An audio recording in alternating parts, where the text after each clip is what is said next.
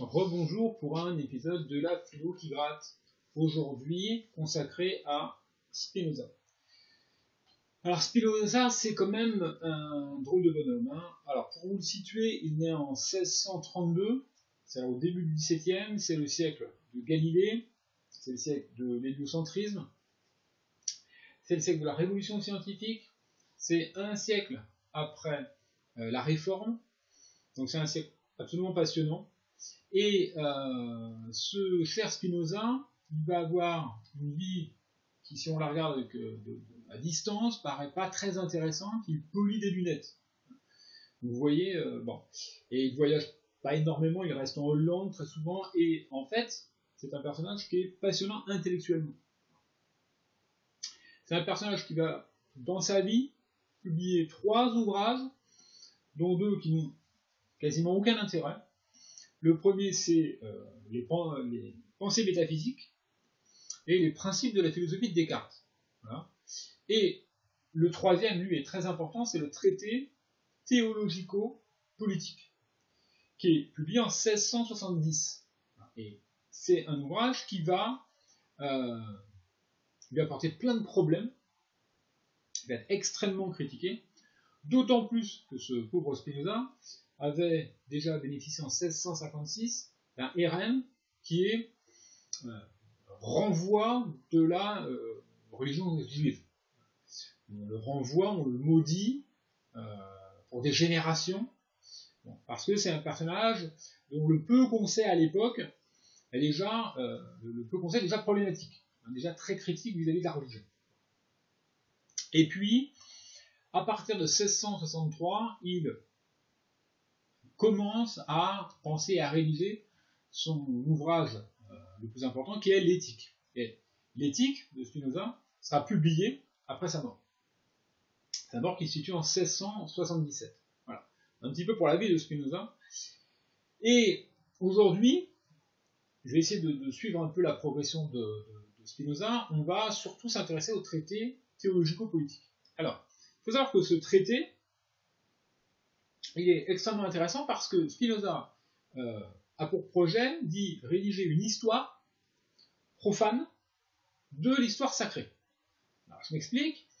L'histoire sacrée, c'est celle qui est racontée par les théologiens, par les philosophes chrétiens, et c'est celle qui a pour base l'Ancien et le Nouveau Testament. Il y a toute une histoire sacrée qui suit le récit de la Bible. Et Spinoza, il me semble, c'est quasiment le premier, au XVIIe, à s'intéresser à cette histoire sacrée. Et à se demander, après tout, est-ce qu'on a raison de croire dans cette histoire sacrée? Est-ce qu'on a raison donc de croire que ce qui est dans la Bible, Ancien Testament, Nouveau, est sacré? Est-ce que ça doit être pris, comme on dit, de façon littérale, et encore plus précisément de façon littéraliste, ou est-ce que ça doit être pris et considéré de façon critique? Alors sa réponse, elle est claire, c'est que ça doit être considéré de façon critique. Donc il va, si vous voulez, détricoter le sacré de la Bible, et à chaque fois en montrer le caractère profane, le caractère humain, et bien entendu, ça va lui attirer les foudres des autorités religieuses. Alors, dans ce qu'on appelle le TTP, traité théologico-politique, il commence déjà, par exemple, par s'intéresser aux prophètes. On sait que, dans l'Ancien Testament, énormément de récits sont des récits prophétiques, des récits racontés par des prophètes. Alors, qu'est-ce qu'il en dit dans le TTP de ces prophètes, et de l'histoire sacrée à laquelle ils vont donner naissance? Eh bien, il dit que ce sont de simples humains qui, surtout, sont très imaginatifs, qui possèdent une très grande imagination, et que, bien entendu, on ne peut pas faire confiance à l'imagination.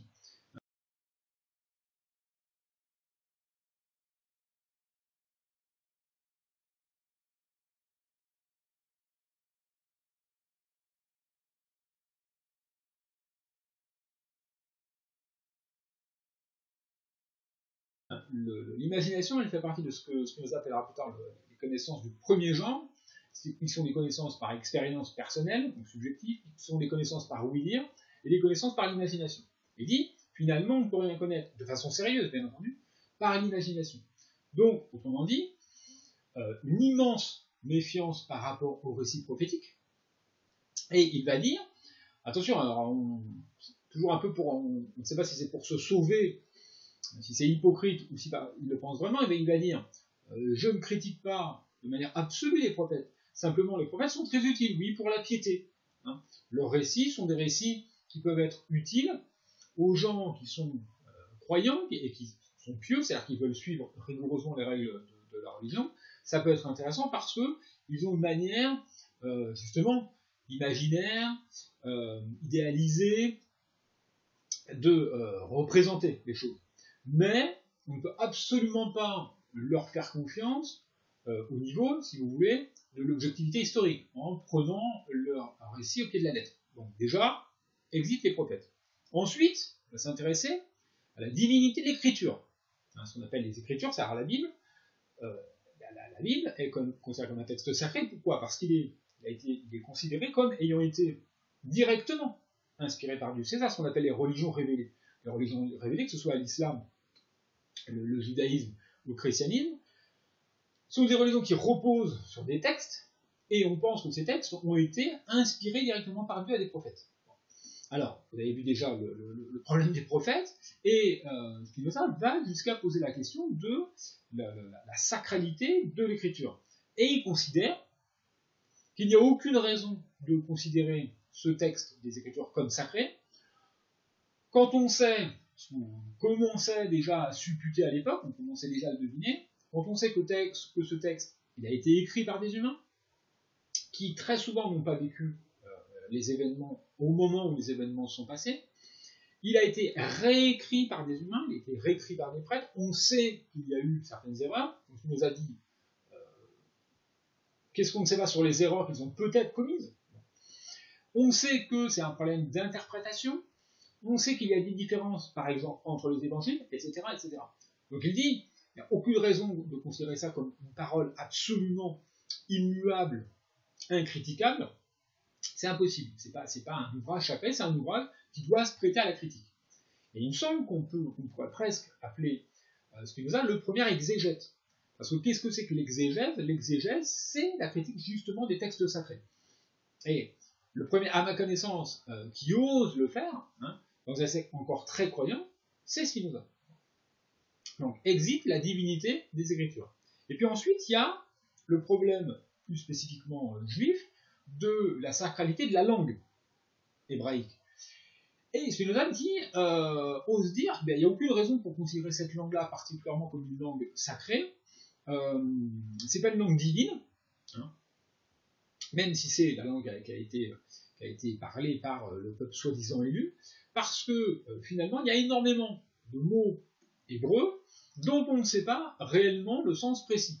En plus, il y a énormément de mots hébreux dont on hésite entre les sens. Alors des fois on en choisit un, on en choisit un autre, et puis il y a énormément de mots dont on ne sait pas vraiment le sens. Bon.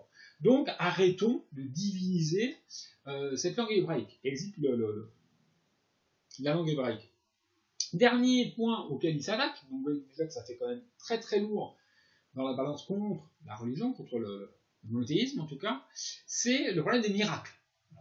Alors, vous voyez bien, pour justement les gens pieux, peut-être pas pour les théologiens, mais pour les gens pieux, le miracle c'est important parce que c'est le symbole de la puissance divine.